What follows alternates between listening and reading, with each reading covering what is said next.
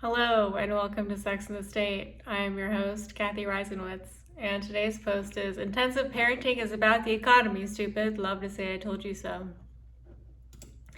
Listening to Alice Evans' podcast, I discovered a book based on a paper that seems to support my earlier contention that parents stress achievement to the extent that they're afraid their progeny will end up poor.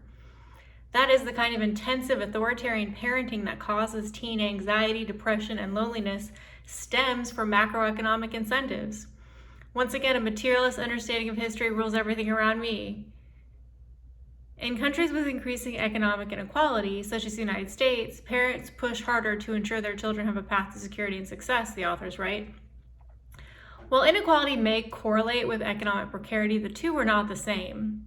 Precarity, as I further defined/described it in a follow-up post, is much more difficult to measure. One thing that's easier to measure, and is relevant to the discussion, is social/economic/class mobility.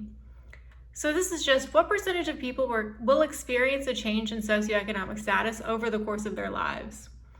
Low mobility means the rich stay rich and the poor stay poor. High mobility means it's much more likely that you'll start rich or poor and end up in the opposite position, maybe multiple times. Class mobility also isn't the same as inequality or precarity, but you can't have precarity without mobility. If you're not going to become significantly richer or poorer, there's no ledge from which anyone can fall. I think this matters for the same reason I initially called out forever fave Derek Thompson for correctly identifying that intensive parenting is stressing kids out, but not explaining why parents were acting like that. Mayhaps I give them too much credit, but I kind of doubt many parents force their kids into hours of tutoring and extracurriculars and then wonder why they're so tired and stressed. Yelling at parents to ease up isn't going to work as long as they're more afraid of their kids ending up poor than they are of them missing some sleep. More essentially, parents' behavior likely won't change until they feel confident that they should fear their kids losing sleep more than they fear downward economic mobility. Parents will continue driving their kids to self-harm as long as they're terrified of their kids ending up poor. There are 3 ways to fix this. 1, decrease economic mobility.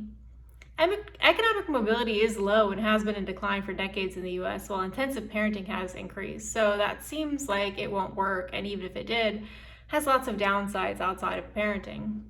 2, make downward economic mobility less terrifying. It's not like Sweden is bereft of poor people, to use an example of chillax parenting from the book. They've just created a country in which a poor person is way less likely to lose their income after getting raped in jail due to an unpaid parking ticket or to declare bankruptcy after major surgery. This is why I support neoliberalism. A functional social safety net makes downward economic mobility not ideal, obviously, but tolerable. It also helps to make the next solution possible.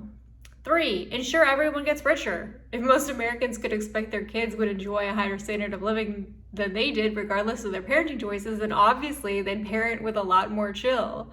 And indeed, when most Americans held that expectation, they parented a lot less intensely, and their kids were a lot less stressed out.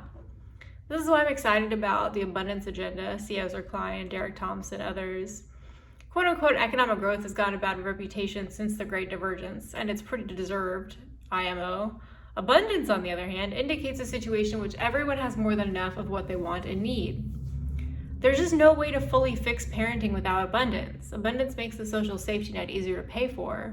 First, fewer people need it under abundance. Second, abundance makes it easier to pay for a safety net for the people who do need it.